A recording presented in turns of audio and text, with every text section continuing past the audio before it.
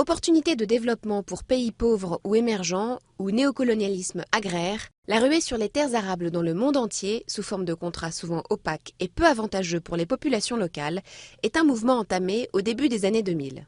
Au total, en 10 ans, plus de 200 millions d'hectares ont fait l'objet de transactions, soit 8 fois la superficie du Royaume-Uni. En 2008, l'envolée du prix des produits alimentaires a affecté l'ensemble de la population mondiale. Mais disposant de peu de terres cultivables, certains pays ont été particulièrement touchés, posant le problème de l'autosuffisance alimentaire. Échaudés par la crise, leurs investisseurs financiers ont alors été alléchés par la rentabilité du commerce des denrées alimentaires. Ainsi, investisseurs privés nationaux, groupes agroalimentaires et autres fonds de pension ont entrevu dans les terres agricoles à l'étranger une importante et nouvelle source de revenus. Parmi ces pays figurent principalement l'Arabie saoudite, l'Inde, la Chine, la Corée du Sud, le Japon ou encore l'Égypte. Ils prospectent et achètent dans toutes les régions du monde, mais principalement en Afrique, qui concentre les 2/3 des investissements.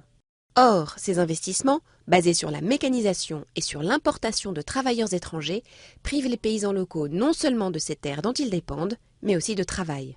En sus de leur impact sur les populations locales, ces projets d'agriculture intensive et parfois de monoculture suscitent des craintes d'ordre environnemental comme au Kenya, où plusieurs projets de biocarburants font peser une menace sérieuse sur l'écosystème fragile et très riche du nord-est du pays. Or, plus de capitaux et d'investissements dans l'agriculture, bien gérés, pourraient contribuer à un réel développement rural.